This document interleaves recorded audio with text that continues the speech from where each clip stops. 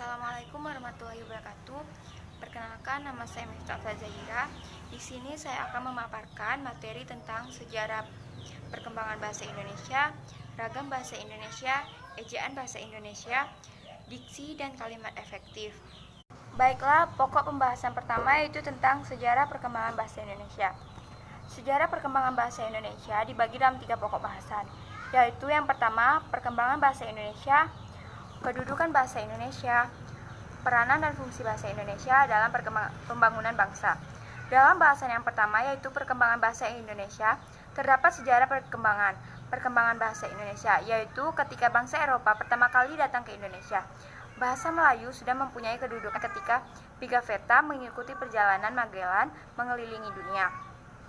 Kapalnya berlabuh di Tidore pada tahun 1521, menuliskan kata Melayu. Di samping itu, Jan Huygens van Lieshouten, pelaut Belanda yang 60 tahun berlayar ke Indonesia, dia mengatakan bahwa bahasa Melayu bukan saja sangat harum namanya, tetapi juga dianggap bahasa yang terhormat. Selanjutnya, pada tanggal 28 Oktober 1928, bahasa Indonesia menjadi bahasa resmi. Sebagai semangat persatuan dan kesatuan bangsa Indonesia diikrarkan melalui Sumpah Pemuda. Pada pokok bahasan yang kedua, yaitu kedudukan bahasa Indonesia, diartikan sebagai status relatif bangsa sebagai sistem lambang nilai budaya yang dirumuskan atas dasar nilai sosial bangsa yang bersangkutan. Fungsinya adalah nilai pemakaian bahasa yang dirumuskan sebagai tugas pemakaian bahasa itu dalam kedudukannya yang diberikan kepadanya. Bahasa Indonesia memiliki kedudukan sebagai bahasa nasional sejak diikrarkan Sumpah Pemuda, sedangkan kedudukannya sebagai bahasa negara sejak diresmikan Undang-Undang Dasar tahun 45 pada pasal 36.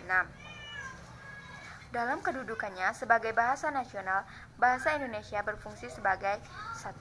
Lambang kebangsaan nasional, 2. Lambang identitas nasional, 3. Alat persatuan berbagai suku bangsa, 4. Alat penghubung antar daerah. Dalam kedudukannya sebagai bahasa negara, berfungsi sebagai yang pertama bahasa resmi negara, yang kedua bahasa pengantar dunia pendidikan, yang ketiga sebagai alat penghubung tingkat nasional, dan yang terakhir alat penghubung kebudayaan, ilmu pengetahuan, dan teknologi. Selanjutnya pokok bahasan yang ketiga yaitu peran dan fungsi bahasa Indonesia dalam pembangunan bangsa, yang di dalamnya terdapat sub-bahasan peranan dan fungsi bahasa Indonesia dalam IPTEK dan IPTAK yang memiliki 4 materi. Yang pertama, bahasa Indonesia dalam ilmu pengetahuan dan teknologi. Bahasa Indonesia adalah kunci untuk membuka khazanah atau ilmu pengetahuan. Bahasa Indonesia sudah berperan sebagai alat persatuan, tetapi belum dapat berperan sebagai pengantar ilmu pengetahuan. Bagi bangsa Indonesia, sebagian besar ilmu pengetahuan masih asing untuk itu. Bangsa Indonesia perlu membiasakan sikap ilmiah dengan cara melengkapi buku-buku ilmiah, menerjemahkan buku-buku pengetahuan asing sebagai tambahan pengetahuan. Materi yang kedua yaitu bahasa Indonesia dalam kegiatan keagamaan. Bahasa Indonesia digunakan sebagai aktivitas keagamaan sebagai alat atau sarana untuk menginformasikan pesan-pesan keagamaan. Hal itu dibuktikan sejak negara maritim Sriwijaya yang pernah menjadi pusat penyiaran agama Buddha. Musafir Cina memperdalam pengetahuannya keagamaan di ibu kota Sriwijaya tersebut dengan menggunakan bahasa Indonesia atau Melayu sebagai sarana penyampaian pesan keagamaan. Selain itu, wilayah Jawa Tengah terdapat prestasi Canggah yang ditulis dengan bahasa Melayu. Setelah agama Islam masuk ke Asia Tenggara, bahasa Indonesia digunakan sebagai media penyebaran pada saat itu. Bangsa Portugis dan Eropa juga mempunyai misi penyebaran agama di Maluku dengan media bahasa Indonesia sebagai bahasa pengantar. Materi selanjutnya, bahasa Indonesia dalam komunikasi keagamaan. Kegiatan keagamaan tidak dapat dipisahkan dari kegiatan masyarakat karena bahasa Indonesia merupakan sarana atau media untuk penyampaian pesan-pesan keagamaan. Misalnya, sebelum menanam padi, para petani terlebih dahulu memanjatkan doa kepada Pencipta agar mendapatkan hasil panen yang melimpah. Kegiatan keagamaan yang menggunakan bahasa Indonesia sebagai sarana komunikasi juga sudah ada sejak lama. sekali. Hal itu sudah menjadi bukti bahwa bahasa Indonesia dipakai sebagai sarana komunikasi dan keagamaan. Ragam bahasa Indonesia adalah variasi bahasa menurut pemakaian yang berbeda-beda. Menurut topik yang dibicarakan, pembicara yang dibicarakan, dan menurut pembicara media. Jenis-jenis ragam bahasa Indonesia. Yang pertama, ragam bahasa berdasarkan media. Terbagi menjadi dua macam, yaitu ragam lisan dan ragam tulisan. Ragam bahasa lisan merupakan bahasa yang dihasilkan melalui alat ucap dengan fonem sebagai unsur dasar. Ciri-ciri dari ragam lisan adalah yang pertama, memerlukan orang kedua atau teman bicara. Kedua, tergantung situasi, kondisi, ruang, dan waktu.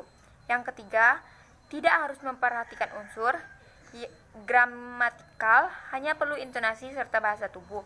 Yang keempat, berlangsung dengan cepat.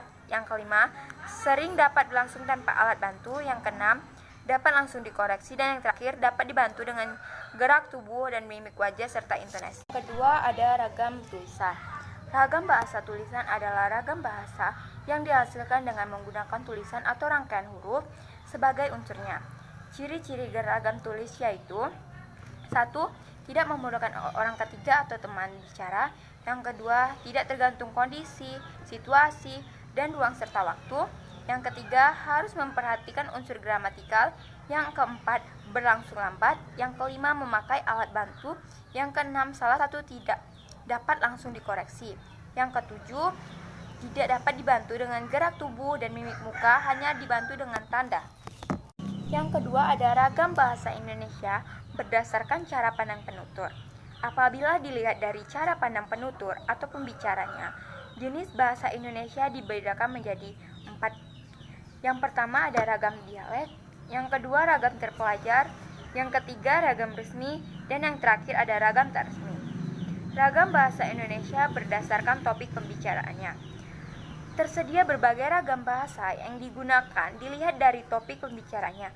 Topik yang dimaksud adalah hukum, bisnis, agama, sosial, sains, dan lainnya.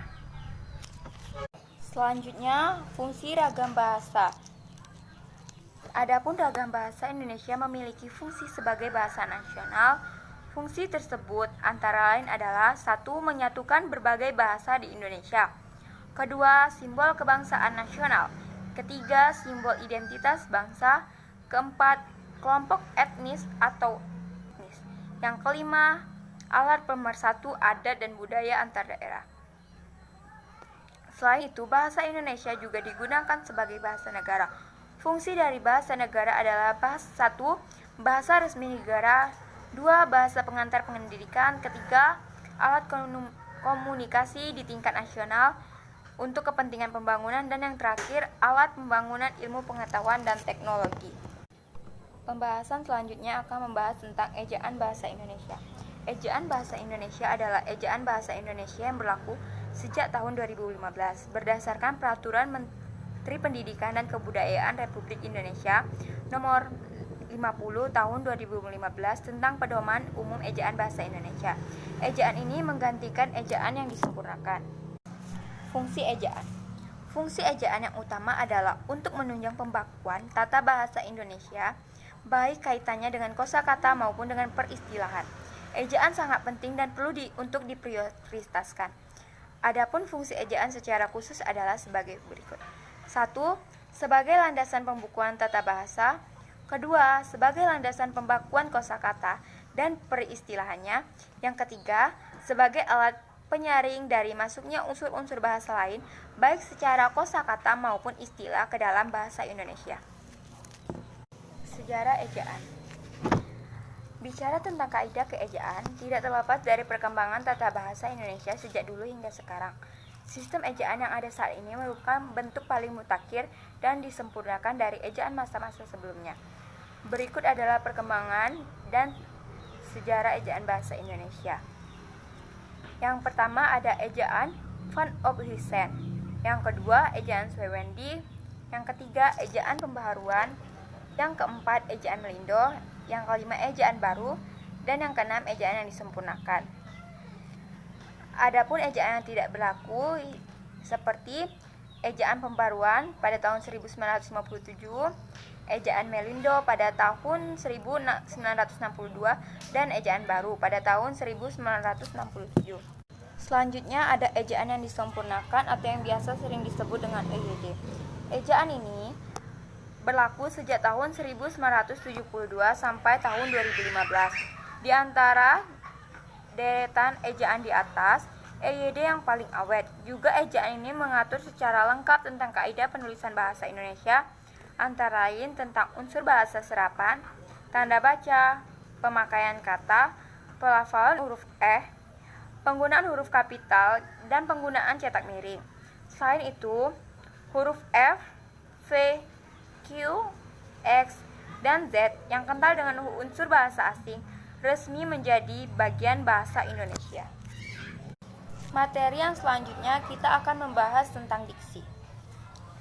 Menurut KBBI atau Kamus Besar Bahasa Indonesia, diksi merupakan penggunaan kata yang tepat dalam penggunaan di dalam sebuah gagasan pokok pembicaraan pada pilihan kata. Adapun fungsi diksi sebagai berikut. 1. Memudahkan pembaca atau pendengar dalam memahami dan mengerti apa yang ingin disampaikan penulis atau pembicara. Yang kedua, kata yang disampaikan menjadi lebih jelas sehingga terasa tepat dan sesuai dalam konteks penggunaannya. Yang ketiga, mengantisipasi terjadinya interpretasi atau tafsiran yang berbeda antara penyampaian kalimat dengan penerimanya. Yang keempat, diksi yang bagus dan sesuai dapat digunakan untuk memperindah kalimat sehingga cerita yang dibuat bisa lebih runtut dengan mendeskripsikan karakter tokoh, latar, dan waktu, serta alur cerita. Yang kelima, menggambarkan ekspresi terhadap ide dan gagasan yang akan disampaikan. Dan yang terakhir, membuat komunikasi yang terjalin menjadi lebih efektif dan efisien. Syarat-syarat diksi. Yang pertama, ketetapan dalam melakukan pemilihan kata dalam menyampaikan suatu gagasan. Yang kedua, pengarang tersebut harus memiliki kemampuan untuk dapat membedakan secara tepat nuansa makna sesuai dengan gagasan yang ingin diutarakan dan kemampuan untuk menemukan bentuk yang sesuai dengan situasi serta nilai bagi pembaca. Dan yang terakhir ada menguasai berbagai kosakata serta mampu untuk dapat memanfaatkan kata tersebut menjadi sebuah kalimat yang jelas, efektif, serta mudah untuk dipahami atau dimengerti. 1. Ciri-ciri diksi. Pertama, tepat dalam pemilihan kata untuk dapat mengungkapkan gagasan atau juga hal-hal yang diamanatkan. Kedua, dapat digunakan untuk dapat membedakan secara tepat nuansa makna serta bentuk yang sesuai dengan gagasan serta juga situasi serta nilai rasa pembaca. Dan yang terakhir, menggunakan pembahandaraan kata yang dipunyai masyarakat bahasanya serta dapat menggerakkan dan juga memberdayakan kekayaan itu menjadi daring kata yang jelas. Pembahasan yang terakhir adalah kalimat efektif. Pengertian kalimat efektif. Sebelum itu kita memahami dulu tentang pengertian kalimat. Menurut Kamus Besar Bahasa Indonesia, kalimat adalah kesatuan yang mengungkapkan suatu konsep pikiran dan perasaan. Arti lainnya adalah perkataan. Masih menurut Kamus Besar Bahasa Indonesia, arti kalimat adalah satuan bahasa yang berdiri sendiri, mempunyai pola intonasi akhir dan aktual atau potensional yang terdiri atas pausa. Secara umum, efektif adalah suatu usaha untuk mendapatkan tujuan yang diharapkan sesuai dengan waktu yang telah ditetapkan, baik secara personal ataupun perusahaan. Pengertian kalimat efektif secara umum. Kalimat efektif adalah kalimat yang tepat dapat mewakili gagasan atau pembicaraan penulis atau pembicara. Gagup gagasan yang sama tepatnya dengan apa yang ada di dalam pikiran pendengar atau pembaca seperti yang dipikirkan pembicara atau penulis. Secara singkat, kalimat efektif adalah kalimat yang singkat, padat, jelas, dan hemat atau tidak bertele-tele. Ciri-ciri kalimat efektif. Yang pertama ada kesepadaan dan kesatuan. Kedua, penekanan. Ketiga, kesejajaran bentuk. Keempat, kelogisan. Kelima, kehematan. Dan yang terakhir, kevariasian. Faktor penyebab ketidakefektifan kalimat. Kalimat menjadi tidak efektif karena terdapat faktor penyebab ketidakefektifan kalimat. Faktor penyebab ketidakefektifan kalimat meliputi 1. kontaminasi atau kerancuan. 2. Pluralisme. Ketiga, ambiguitas atau keambiguan. Keempat, ketidakjelasan subjek. Kelima, kemubaziran preposisi. Keenam, kesalahan logika. Ketujuh, ketidaktepatan bentuk kata. Kelapan, ketidaktepatan makna kata. Kesembilan, pengaruh bahasa daerah. Dan yang terakhir, pengaruh bahasa asing. Baiklah, hanya itu yang dapat saya sampaikan. Lebih dan kurangnya saya mohon maaf. Saya akhiri, wabillahi taufiq wal hidayah. Wassalamualaikum warahmatullahi wabarakatuh.